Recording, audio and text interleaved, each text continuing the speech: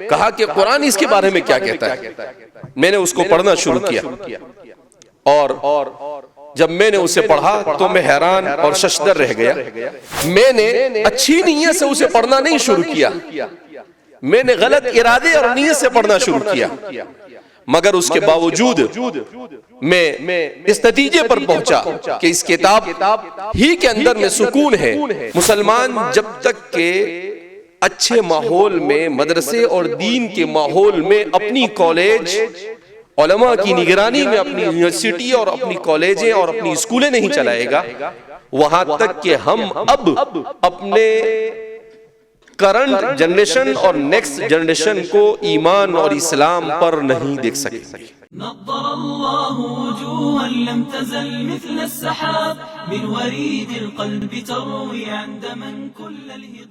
बिस्मिल्लाहिर्रहमानिर्रहीम, अल्हम्दुलिल्लाहि रब्बिल आलमीन, वलाक़िबतु लिलमुत्तक़ीन, वस्सलातु वस्सलामु अला सय्यिदिल अंबिया'i वल मुरसलीन, सय्यिदिना व हबीबिना व हबीबि रब्बिल आलमीन मुहम्मदिन व अला आलिहि व अस्हाबिहि व मन हदा बिहदिहि इला यौमिद्दीन। क़ाल अल्लाहु तबारक व तआला फ़ी किताबिहिल मजीद वल फ़ुरक़ानिल हमीद, फ़अऊज़ु बिल्लाहि मिनश शैतानिर रजीम, बिस्मिल्लाहिर रहमानिर रहीम, इन्ना नहनु नज़्ज़लना ज़िक्र व इन्ना लहू लहाफ़िज़ून। व क़ाल अन्नबिय्यु सल्लल्लाहु अलैहि वसल्लम, अल क़ुरआन मअदबतुल्लाहि फ़िल अर्ज़ि, औ कमा क़ाल सल्लल्लाहु अलैहि वसल्लम। बिरादरान इस्लाम और वादी कश्मीर से ताल्लुक़ रखने वाले नौजवानान मिल्लत, तालिबान उलूम नबूवत, स्टेज पर तशरीफ फरमा मेहमानान निज़ाम और पर्दा नशीन माएँ और बहनें,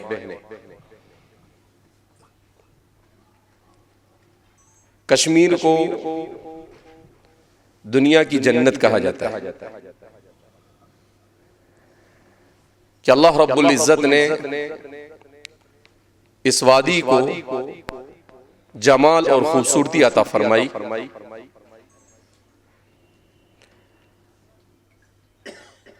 अल्लाह रब्बुल इज़्ज़त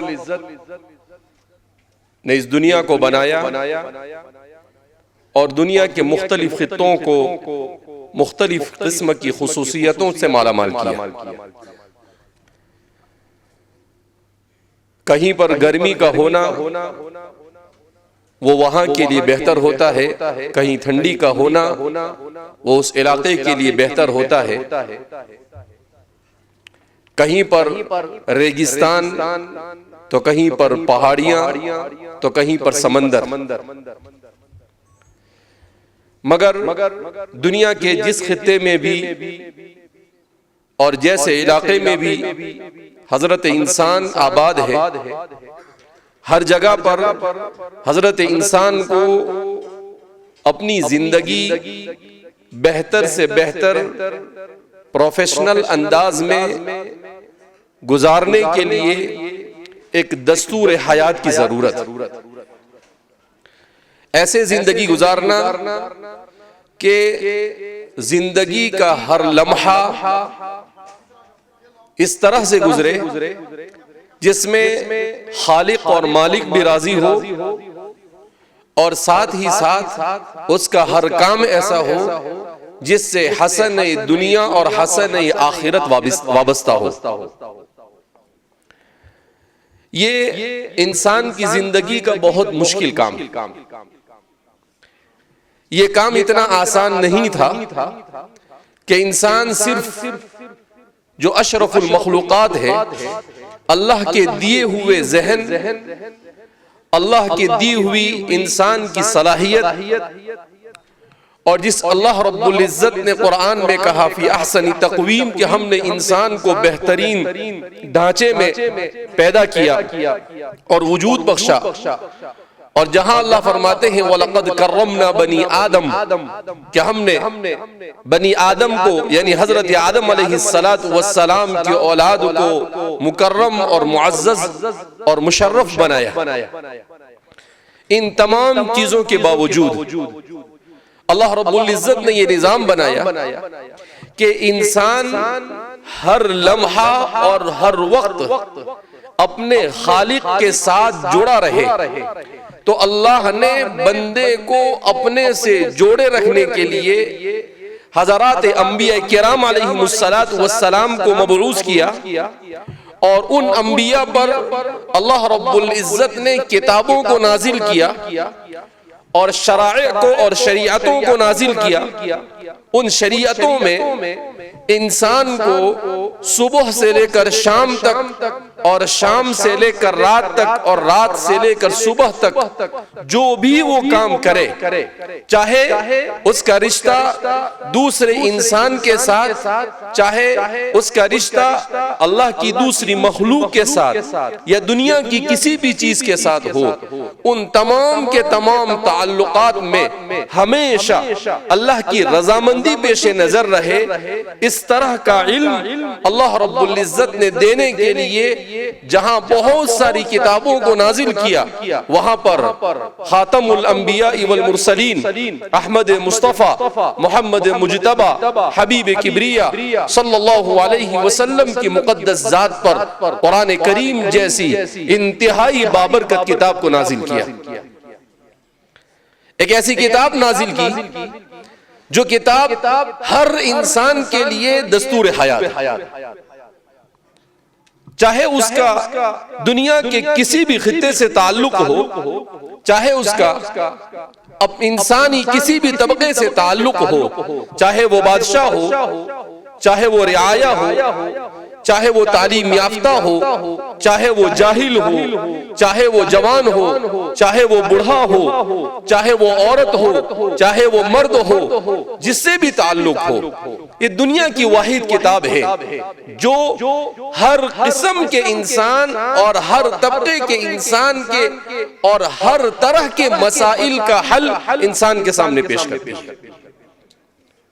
वरना दुनिया में जो किताबें होती है, ये किताबें ऐसी होती है कि अगर इंसान मेडिकल लाइन की किताब है तो उसको मेडिकल के अलावा कोई दूसरी चीज उसमें नहीं मिलेगी। अगर कोई किताब ऐसी है जिसमें मैथमेटिक्स है तो मैथमेटिक्स के अलावा और कोई और चीज नहीं मिलेगी। कोई बायोलॉजी की किताब है तो उसमें वही मिलेगा। कोई फिक़ह की किताब है तो सिर्फ फिक़ह की बात मिलेगी। तफसीर की किताब है तो तफसीर की बात मिलेगी। मगर किताबुल्लाह और कुरान करीम एक वाहिद ऐसी किताब है जिसमें सारी चीजें इंसान को मिल जाती है और इस तौर पर मिलती है कि उसके उसूल और उसूल के साथ साथ जरूरी जुज़इयात तक को भी कुरान करीम में बयान कर दिया गया है। हमारे तबके के इंतहाई अजीम और जलील क़द्र मुफस्सिर शेखुल इस्लाम अल्लामा शब्बीर अहमद उस्मानी नव्वरल्लाहु मरक़दहू वो फरमाते हैं कि अल्लाह रब्बुल इज्जत ने कहा अल-यौम अकमलतु लकुम दीनकुम व अतममतु अलैकुम निअमती व रज़ीतु लकुमुल इस्लाम दीना। तो कहा इसका मतलब क्या? तो फरमाते हैं अल-यौम अकमलतु लकुम दीनकुम, कि आज मैंने तुम्हारे दीन को मुकम्मल कर दिया। व अतममतु अलैकुम निअमती, और तुम पर नेमत को ताम कर दिया। कहा इकमाल और इतमाम, अगर जाहिरी तौर पर किसी चीज को मुकम्मल करना है तो उसके लिए इकमाल का लफ्ज इस्तेमाल होता है, और बातिनी तौर पर किसी चीज को मुकम्मल करना है तो उसके लिए इतमाम का लफ्ज इस्तेमाल होता है। गोया जाहिरी और बातिनी जितनी जरूरतें हो सकती थी इंसान की, उन तमाम के तमाम जरूरतों को उसमें बयान कर दिया गया, बल्कि जरूरी जुज़इयात तक को उसमें जिक्र किया गया। जहां पर इंसान को जुज़इयात के अंदर भी इंसान अपना जहन नहीं चला सकता था, उन्हें भी अल्लाह अल्लाह रब्बुल इज्जत ने बयान किया तो फरमाते हैं कि इतनी जामिया तरीन किताब न आपसे पहले किसी नबी पर नाजिल हुई और आपके बाद तो नबूवत का सिलसिला ही खत्म हो चुका है, तो किसी और नबी का आने का सवाल ही पैदा नहीं होता है। तो कहा ये ऑल टाइम वन बुक, ऐसी किताब जो कयामत तक आने वाले तमाम मसाइल को हल करे। कहा इस किताब के मिन जानिबिल्लाह होने के लिए यही काफी है कि हर तबके के लिए, हर जमाने के लिए, हर किस्म के इंसानों के लिए हर तरह के मसाइल के हल को इस तरह से वो पेश करती है कि उससे बेहतर और कोई पेश नहीं कर सकता है। इसीलिए यूरोप जो पिछले 300 साल से ज्यादा अरसा हुआ पूरी दुनिया पर सियासी तौर पर मुसल्लत है, इसी यूरोप ने पूरी कोशिश की कि इस्लाम को जड़ मूड़ से उखाड़ कर फेंक दिया जाए। उसके लिए उन्होंने अपनी दौलत खर्च कर दी, उसके लिए उन्होंने अपनी ज़हनी सलाहियतों को खर्च कर दिया, उसके लिए जो कुछ खर्च कर सकते थे, मक्कारी, अय्यारी, फरेब, धोखा, सारी चीजें खर्च कर दी। बड़ी बड़ी तहरीकें खड़ी की, कभी इस्तिशराक की तहरीक को खड़ा किया, कभी इस्तिमार के सहारे आगे बढ़े, कभी इस्तिबशार के सहारे आगे बढ़े और आज भी कर रहे हैं। मगर उन सब के बावजूद अगर इस वक्त दुनिया में तेजी से इस्लाम कहीं पर फैल रहा है तो वो यूरोप की सरजमीन पर। क्यों यूरोप की सरजमीन पर इस्लाम तेजी से फैल रहा है? इसलिए कि इनके पास जिंदगी में ऐश और इशरत के तमाम असबाब मुहैया है, मगर हर किस्म के असबाब मुहैया होने के बावजूद इनको सुकून और इत्मीनान हासिल है।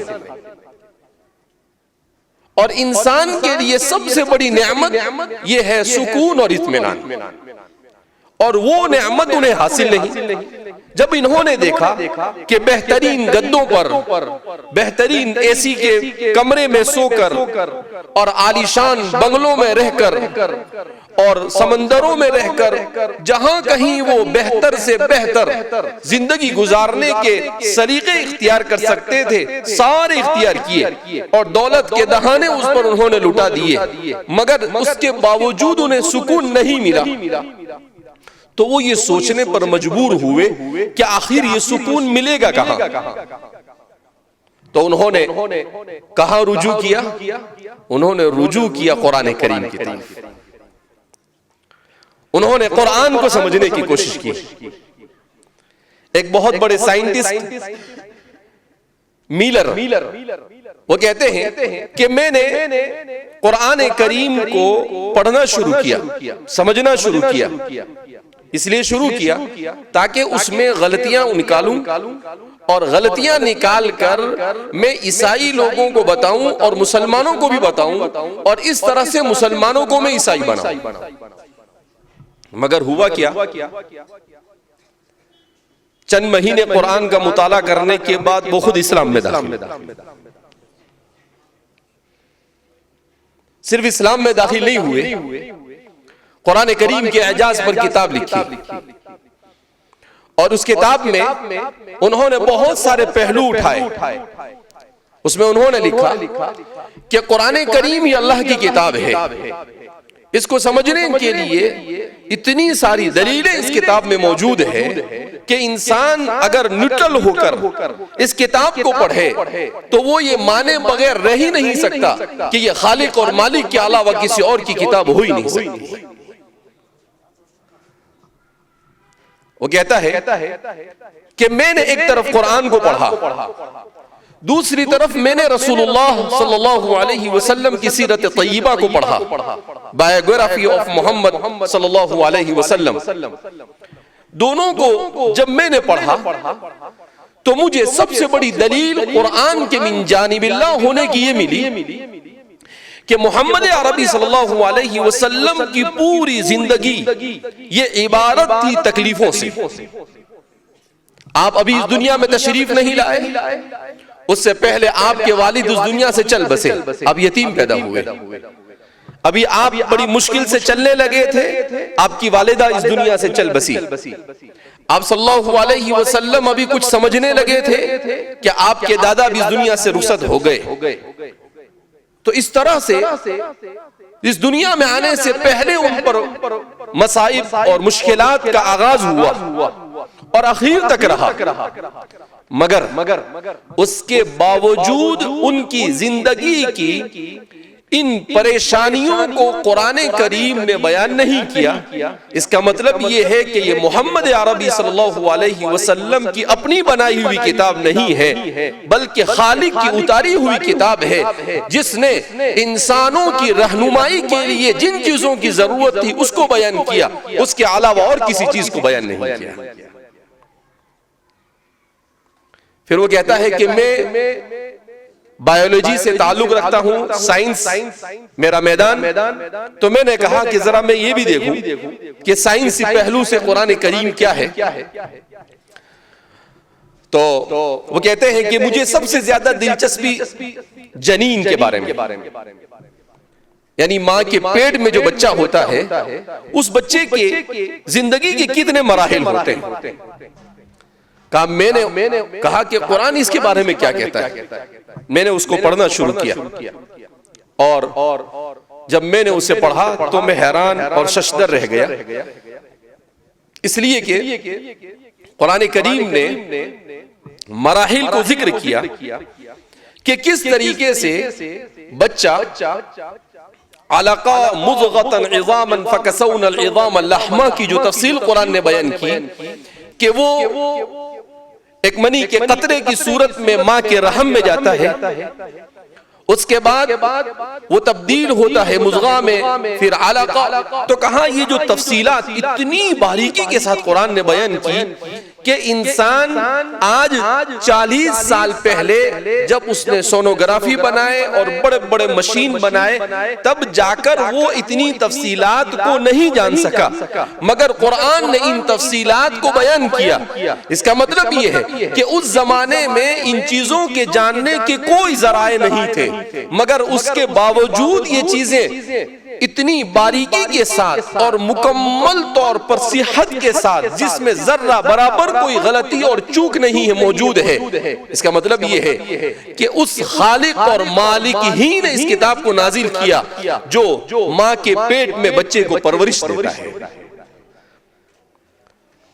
बहरहाल उन्होंने कहा कि कुरान करीम के सिलसिले में मैं किस पहलू से बयान करूं। मेरे ज़मीर ने मुझे कहा कि ये किताब उसी जात की तरफ से हो सकती है जिस जात ने इंसान को और कायनात को बनाया।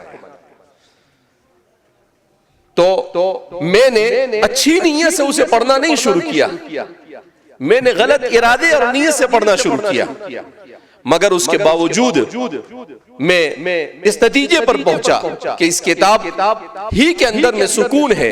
वो कहते हैं कि मेरी जिंदगी में सबसे पहले मुझे सुकून उस वक्त मिला जब मैंने कलेमा ला इलाहा इल्लल्लाह अपनी जबान से अदा किया। मुझे दूसरे लम्हे से महसूस हुआ कि मैं जन्नत में पहुंच चुका हूं। इस दुनिया में रहकर मुझे ऐसा लगा कि मैं जन्नत में पहुंच चुका हूं। मेरी ज़मीर को, मेरी रूह को ऐसी तस्कीन मिली कि मैं उसे बयान नहीं कर सकता। मेरे पास अल्फाज नहीं है कि मैं किन अल्फाज में अपने उस सुकून और इत्मीनान को बयान करूं। कुरान करीम इसीलिए कहता है अला बिज़िक्रिल्लाहि तत्मइन्नुल क़ुलूब, कि अल्लाह के जिक्र ही से दिलों को इत्मीनान हासिल होता है। ये इतनी अजीम नेमत उनको कद्र क्यों हुई? इसलिए कि वो मुश्किलात का मुकाबला करने के बाद कुरान करीम को समझते हैं, और हमें ये नेमत अल्लाह ने बड़ी आसानी के साथ अता फरमाई।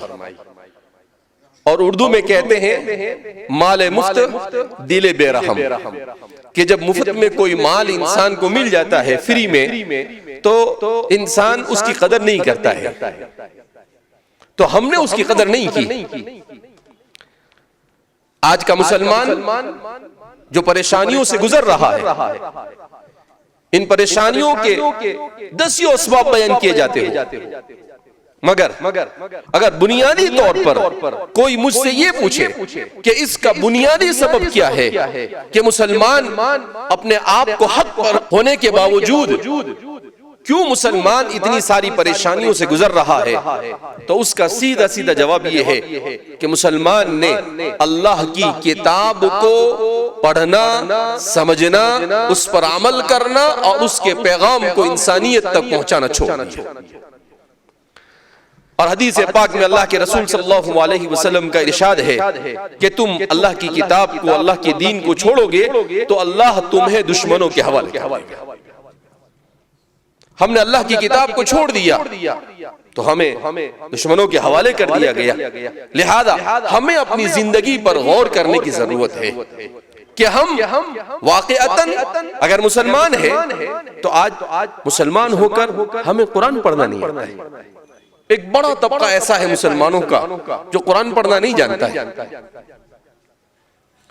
क्यों?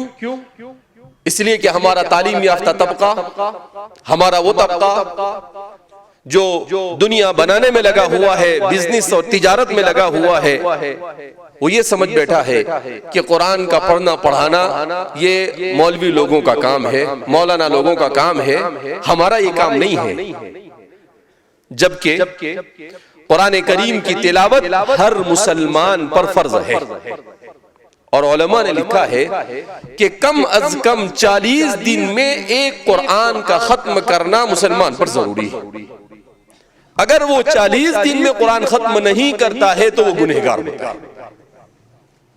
और आज मुसलमान रुए जमीन पर हजारों नहीं, लाखों नहीं, करोड़ों मुसलमान ऐसे होंगे जो जिंदगी में एक बार भी कुरान नहीं पढ़ते। ये तो अल्लाह का फजल, उसका एहसान है कि अल्लाह ने नमाज को फर्ज करार दिया है, तो उस बहाने नमाज में सूरह फातिहा और कुल हुवल्लाहु अहद भी पढ़ लेता है। अगर नमाज फर्ज न होती तो शायद करोड़ों इंसान ऐसे होते जो पैदा होने से लेकर मौत तक कुरान ही न पढ़ते।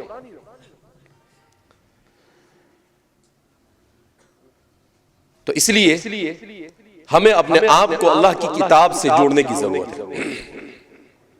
ये मुसाबक़तुल कुरान करीम, कुरानी कंपटीशन, इसका मकसद यही है। इसका मकसद नंबर लाना, इनाम देना ये नहीं है, बल्कि इसका असल मकसद ये है कि उम्मत के हर तबके को अल्लाह की किताब के साथ जोड़ा जाए। इसीलिए जामिया ने इस तहरीक को आज से तकरीबन 30 साल पहले शुरू किया और अल्हम्दुलिल्लाह ये 10वां रियासती मुसाबका है। इस मुसाबके के साथ साथ हमने इस तहरीक को mission education with Kurani competition का नाम दिया कि उम्मत को दो चीजों की इस वक्त सबसे ज्यादा जरूरत है। एक जरूरत है उम्मत को किताबुल्लाह से मुंसलिक होने की, और दूसरी जरूरत है उम्मत को तालीम से मुंसलिक होने की। आज मुसलमान का हाल ये है कि दीनी तालीम में तो वो पीछे है ही, कि बहुत मखसूस किस्म का 1% तबका मदरसे में ऐसा आता है, और कोरोना के बाद, कोरोना से पहले 2% था, अब वो भी 1% पर आ गया है, जो मदरसों में आकर दीन को सीखते हैं। ये तो अल्लाह रब्बुल इज्जत जज़ाए खैर अता फरमाए हमारे हिंदुस्तान के अकाबिरीन को कि उन्होंने मदारिस, खानकाह और इसी तरीके से दावत और तबलीग, इस तरीके के सिलसिलों को शुरू किया। वरना अगर ये चीजें इस मुल्क में शुरू न हुई होती तो लॉर्ड मैकाले कहता था, उसने 1833 में ऐलान किया था कि मैं इस मुल्क को 50 साल में पूरा ईसाइयत में तब्दील कर दूंगा तालीम के रास्ते से। तो उस वक्त हमारे उलमा खड़े हुए और उन्होंने कहा कि हमारी नस्लों के ईमान को कैसे बचाया जाए, किस तरीके से उनको अल्लाह के साथ उनके रिश्ते को बरकरार रखा जाए। तो उस वक्त बहुत सोच समझकर उन्होंने मदारिस की बुनियाद डाली। उसके बाद दावत और तबलीग का काम शुरू हुआ, खानकाहों का निजाम शुरू हुआ। इन तमाम निजामों ने मिलकर इज्तिमाई तौर पर इस दियारे कुफ्र के अंदर इस्लाम को जिंदा रखा।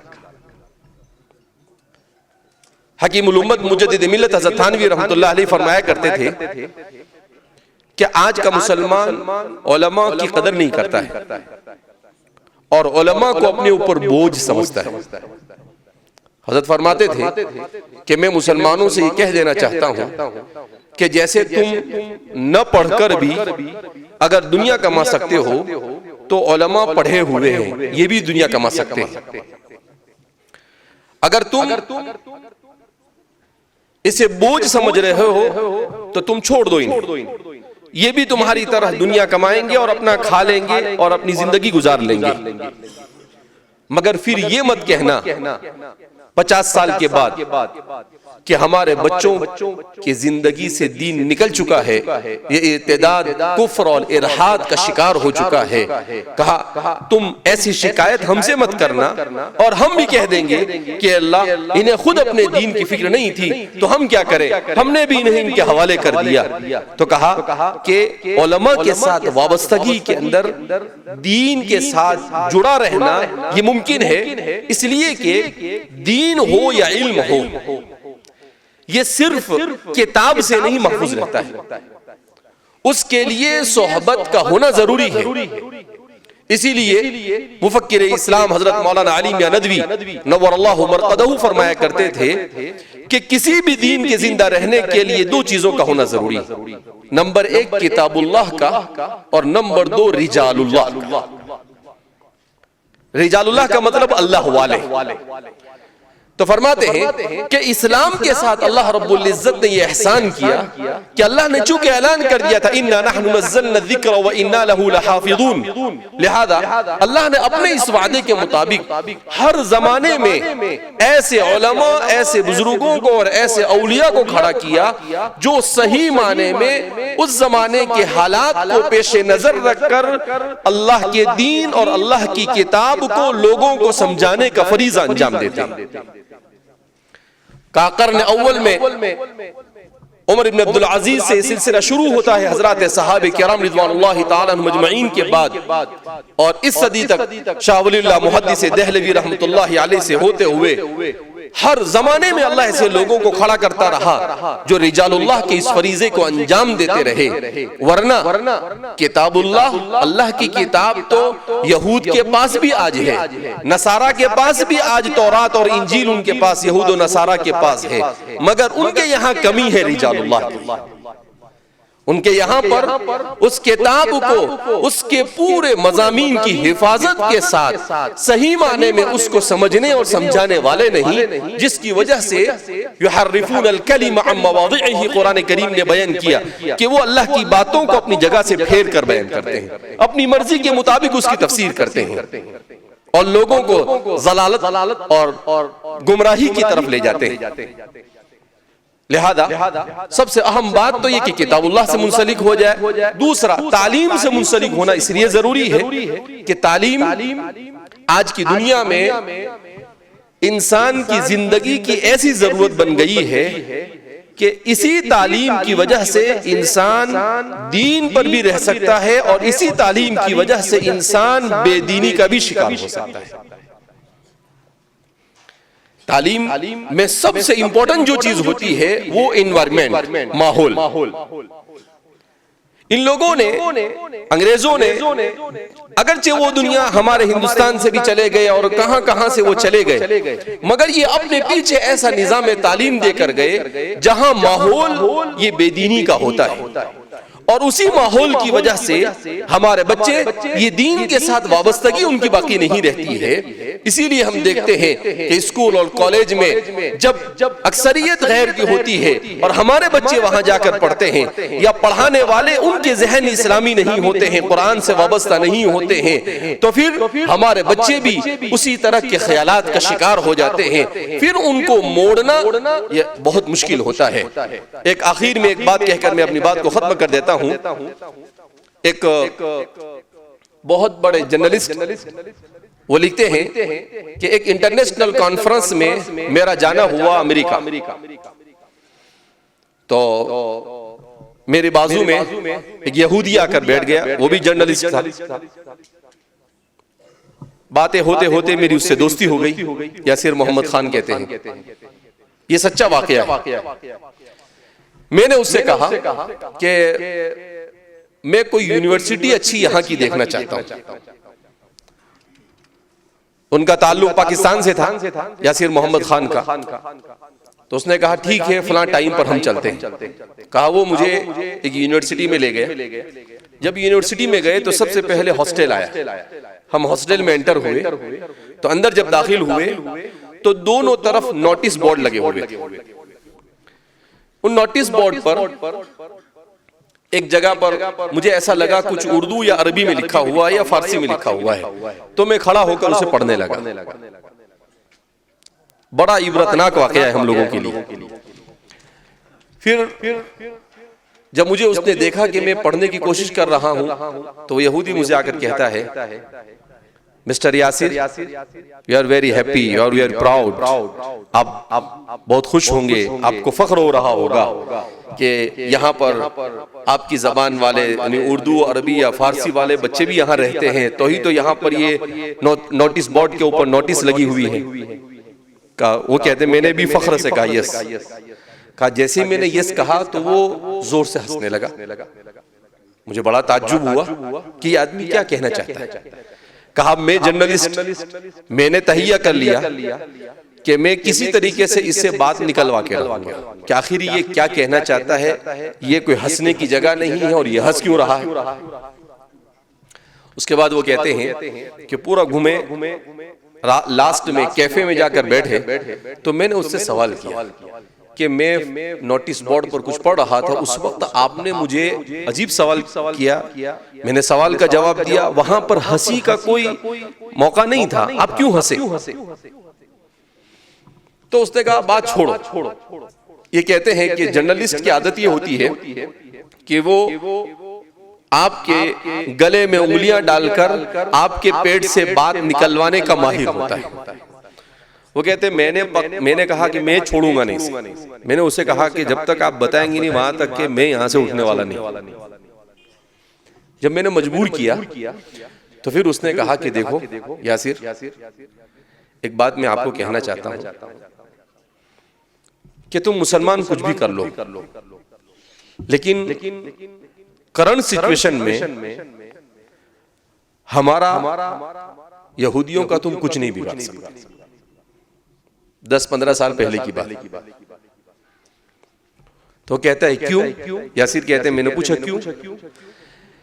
कहा मुसलमानों का बचपन और मुसलमानों की जवानी ये हमारी मुट्ठी में। मुसलमानों का बचपन और मुसलमानों की जवानी हमारी मुट्ठी में। मैंने कहा आप इसको एक्सप्लेन कीजिए, इसको वाजे कीजिए, क्या कहना चाहते हैं आप। तो उसने कहा देखो दुनिया में जब से यूरोप की अक़वाम फैली हुई है और एजुकेशन सिस्टम उन्होंने बनाया है, ये पूरा एजुकेशन सिस्टम हमारे कंट्रोल में है। और ये सिस्टम हमने ऐसा बनाया है कि इस सिस्टम में एक मर्तबा जब बच्चा आ जाता है तो आने के बाद वो कभी भी सच्चा और पक्का मुसलमान नहीं हो सकता। कभी भी वो सच्चा और पक्का मुसलमान नहीं हो सकता। कहा क्यों। कहा इसलिए कि हमने इस सिस्टम को ऐसा डेवलप किया है और इस तरह से उसको मुरत्तब किया है कि बच्चे को जब वो छोटा सा होता है वहीं से 6-7 साल की उम्र से हम उसे ये सिखाना शुरू करते हैं कि थ्योरी ऑफ इवोल्यूशन, डार्विन की थ्योरी पढ़ाते हैं, फ्राइड की थ्योरी पढ़ाते हैं, जिसमें ये बताया जाता है कि ये दुनिया खुद ब खुद बनी है, इसका बनाने वाला कोई नहीं। अब जब बच्चा जिस वक्त उसका जहन बन रहा है उस वक्त बच्चे के जहन में ये बात बैठ जाती है कि दुनिया खुद ब खुद बनी है, इसका बनाने वाला कोई नहीं। अब उसके बाद बड़े होने के बाद कोई उसकी जहनियत को तब्दील नहीं कर सकता है। इसलिए कि साइंटिफिक रिसर्च ये कहता है कि बच्चे का दिमाग ये बनता है उसके माँ के पेट से लेकर 9 से 12 साल तक की उम्र जो होती है उसमें बच्चे का दिमाग जो बनना हो बन जाता है। इसलिए कि उसके दिमाग के न्यूरॉन फ्री होते हैं। फिर जब वो न्यूरॉन के कनेक्शन बन जाते हैं और उसमें जो गलत चीज बैठ जाती है तो कहते हैं कि वो दिमाग पत्थर बन जाता है। उसके बाद कोई चीज उसमें दाखिल नहीं हो सकती है। फिर उसकी पूरी जिंदगी बचपन के बने हुए उसी जहनियत के मुताबिक गुजरती है। कहा पूरी दुनिया का सिलेबस ये हमारे कब्जे में है। हम जो चाहते हैं दुनिया में पढ़ाया जाता है, इसका मतलब ये है कि तुम्हारा बचपन हमारे कब्जे में है। इसलिए कि मुसलमान मदरसे में पढ़ने नहीं जाता है, ज्यादा मुसलमान 80% मुसलमान कहाँ जाता है? स्कूल में जाता है। और वो स्कूल का पूरा निजाम हमारा मुरत्तब किया। कहा कि अच्छा ठीक है, बचपन समझ में आ गया। कहा जवानी कैसे हमारी आपके कब्जे में है? कहा आप पर जो लोग हुकूमत करते हैं पूरी दुनिया में, इनकी फैमिली के बच्चे होते हैं या पूरी दुनिया के जो ज़हीन बच्चे होते हैं स्कूल और कॉलेज के अंदर में, वो अपना पोस्ट ग्रेजुएशन की जो तालीम होती है वो हासिल करने के लिए कहाँ जाते हैं? तो कहा यूरोप आते हैं, कैम्ब्रिज में, ऑक्सफोर्ड में और ऐसी बड़ी बड़ी यूनिवर्सिटियों में।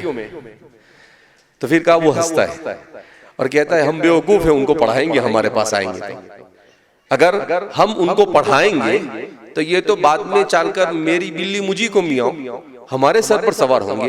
कहा जब ये हमारे पास आते हैं तो हम इनका ब्रेन वॉश करते हैं, इनके ज़हन दिमाग में डेमोक्रेसी, इनके ज़हन दिमाग के अंदर में बेदीनी, ये चीजें ऐसी भर देते हैं कि फिर जब ये पढ़ने के बाद जाते हैं और वहां पर जाकर जब हुकूमत करते हैं तो उनकी लगाम और उनकी रस्सी हमारे हाथ में होती है। फिर हम उन्हें जिधर चाहे घुमा सकते हैं, वो हमारे दस्तरस से कभी बाहर नहीं जा सकते। इस तरह से तुम्हारी जवानी भी हमारे कब्जे में है। कहा जब तक कि ये दो चीजें हैं वहां तक कि तुम दुनिया में हमारा कुछ बिगाड़ सकते नहीं। और आज दुनिया के हालात को देखें आप, जायजा लें, बिल्कुल यही सूरत हाल है। लिहाजा मुसलमानों को अपना तालीमी निजाम बनाने की जरूरत है। मुसलमानों को अपने इदारे, असरी तालीम के इदारे कायम करने की जरूरत है। मुसलमान जब तक के अच्छे माहौल में, मदरसे और दीन के माहौल में, अपनी कॉलेज उलमा की निगरानी में अपनी यूनिवर्सिटी और अपनी कॉलेजें और अपनी स्कूलें नहीं चलाएगा, वहां तक कि हम अब अपने करंट जनरेशन और नेक्स्ट जनरेशन को ईमान और इस्लाम पर नहीं देख सकेंगे। ये सबसे बड़ा फितना है। इर्तिदाद का शिकार हमारे बच्चे हो जाएंगे। बेशुमार किस्से हमारे सामने हैं कि मुल्क भर में किस तरीके से मुसलमान लड़कियों को बाकायदा टारगेट बनाकर उन्हें किस तरीके से फंसाकर बेदीनी की तरफ और गैरों के साथ शादियां उनकी हो रही है। और हमारा मुआशरा इसको बहुत हल्का ले रहा है। मगर ये हमारी गलती है कि हमने अपने तालीमी इदारे नहीं कायम किए, तो गैरों के माहौल में जाकर वो पढ़ी हमारी बच्चियों ने और हमारे बच्चों ने, और वो उसी का शिकार हो गए। कल क़यामत के दिन इसका जवाब अल्लाह के सामने हम सबको देना पड़ेगा। अभी भी वक्त है कि हम बेदार हो जाएं और अपने इदारों को कायम करने की कोशिश करें। अल्लाह रब्बुल इज्जत हम सबको सही माने में सही समझ अता फरमाए, अपने घरों में अपने बच्चों की सही ईमानी और इस्लामी तरबियत करने की फिक्र नसीब फरमाए, हर किस्म के शुरूर व फितन से हमारी हिफाजत फरमाए। एक मर्तबा अगर हम दीन से वाबस्ता हो गए तो अल्लाह सारे मसाइल को हल कर देगा। लिहाजा हम यहाँ से ये अहद लेकर उठे कि हम कुरान करीम से अपने आप को वाबस्ता करेंगे, अपने बच्चों को वाबस्ता करेंगे, अपनी औरतों को वाबस्ता करेंगे, तालीम को अपने इदारों का कायम कर अपनी तालीम का निज़ाम हम खुद बनाने की कोशिश करेंगे। इंशाअल्लाह दुनिया की कौम अगर तरक्की करने में 50 या 100 साल लेती है, अल्लाह की मदद मुसलमान के साथ होती है। 100 साल का काम वो 5 से 10 साल में करके बता सकता है। वमा ज़ालिका अलल्लाहि बिअज़ीज़, अल्लाह पर कोई चीज भारी नहीं है। अल्लाह रब्बुल इज्जत हम सबको सही समझ आता फरमाए और अल्लाह हर किस्म के शुरूर फितन से महफूज फरमाकर हमारे यहाँ पर कुरान की निस्बत पर जमा होने को कबूल फरमाए। और अल्लाह अपनी रजामंदी वाले अमाल की तौफीक मरहमत फरमाए और नाराजगी के अमाल से हमारी हिफाजत फरमाए। जामिया इस्लामी शातुल मक्कल कुआ मदरसा जामिया बिलालिया का बेपनाह ममनून व मशकूर है कि उन्होंने जम्मू कश्मीर के तमाम मदारिस को दावत दी और मुसाबक़तुल कुरान करीम को मुनाकिद किया। मैं आप हजरात का बेपनाह ममनून मशकूर हूँ और अल्लाह से हम दुआ करते हैं कि अल्लाह इस इदारे को और इस वादी में और जम्मू कश्मीर में और पूरी रुए ज़मीन पर जहाँ पर भी हमारे दीन के इदारे हैं और हमारे तालीमी इदारे उन तमाम इदारों की हिफाजत फरमाए, उनको तरक्कियात से मालामाल फरमाए, उनके मसाइल को हल फरमाए और उम्मत को इनके साथ वाबस्ता होने की तौफीक मरहमत फरमाए।